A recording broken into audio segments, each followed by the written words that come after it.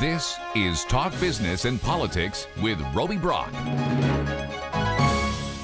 And welcome to the program. Joining me now is John Brummett, columnist with the Arkansas Democrat-Gazette. Good to see you, sir. Happy Monday to you. Big news on a Monday on the vaccine front. Pfizer vaccine has full FDA approval now. Is this a game changer? I doubt it.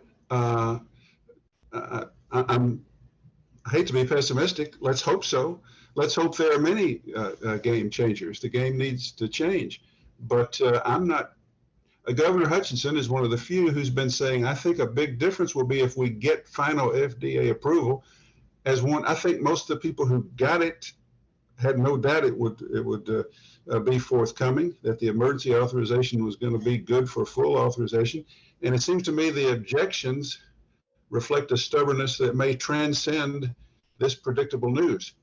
But let's hope I'm wrong about that. I have been wrong about things from time to time. Let's hope so. Let's hope so. There may be a whole game change in the vaccines in general with this announcement and the former president, Donald Trump, going to rural Alabama at a rally and saying, why don't you get vaccinated like I did?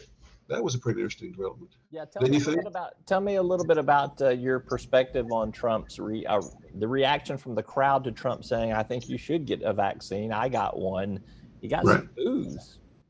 He did, boos and groans, and I found that oddly comforting. That the crowd, the rural Alabama rally crowd, was not simply a Trump cult, that there were some people out there who are independently nuttier than even he is. And I thought it maybe showed that there's a transcendent nuttiness, transcendent of Trump, which sort of which might have some corrosive effect on that vaunted Trump base, which is what he's all about. Because if I just found the moment comforting. But then Trump came back and said, hey, you got to have your freedom, I know, and go ahead if you get it, and it doesn't work, you'll be the first to know, which I'm still trying to figure out what that means, but it was sort of more in character for Trump. I'll tell you the politics of it, in my opinion, and this is very, very interesting to me. A week before, I had read a national piece. You know how these national reporters are. They don't give any name sources, but they've talked to people, and they say that Trump was getting encouraged by a lot of people, some people, to go ahead and advocate the vaccine, that it would be a good thing for him to do. And he was declining or refusing because he was afraid it would disturb his base, hurt him with his base. And yet a week after that article, on Saturday night in Alabama, he specifically says, get the vaccine like I did. I wish you would.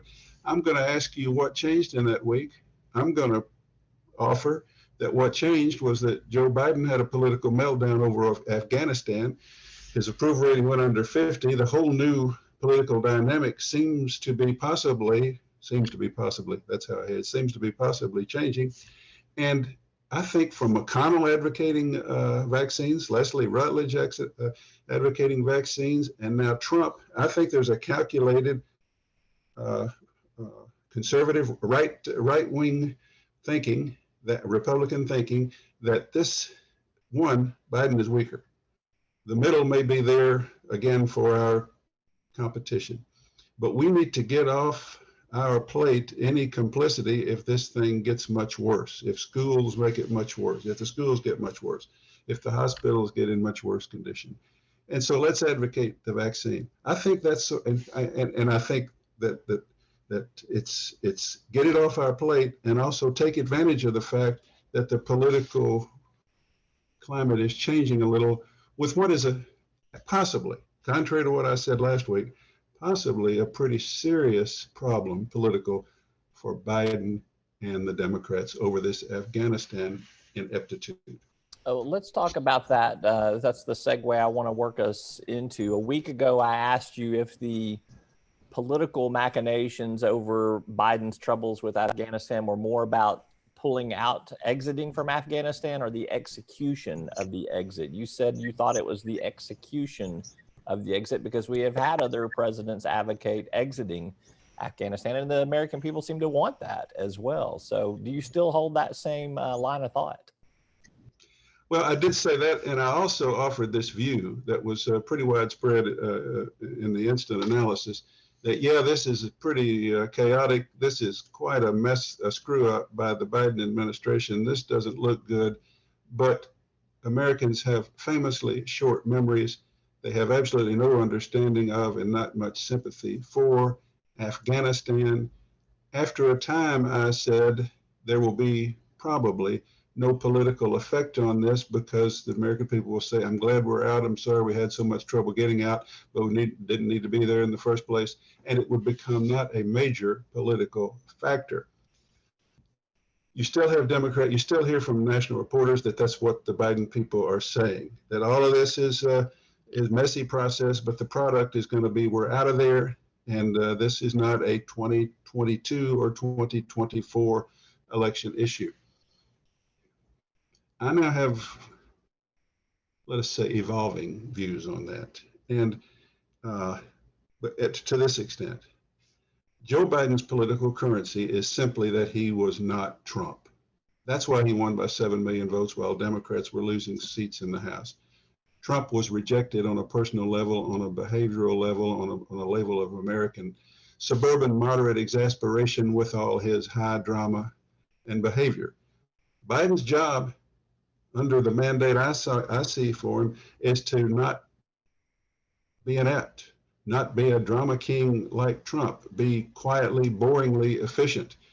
I believe there's possibly now, and this just continues to unfold, and there's a front page story today in the Democrat Gazette to that extent, that Democrats are worrying that this is a permanent blemish, more than a blemish, a permanent problem for Biden and for Democrats under that assignment from the voters, which was to be in there, be experienced and be efficient, and bore us with quiet, uninspiring competence. Ineptitude was the one thing he couldn't do. Major international ignominy is the one thing he couldn't do. And I think this is possibly a lingering political effect. I'm somewhere between thinking it'll blow over and it's a lingering political effect.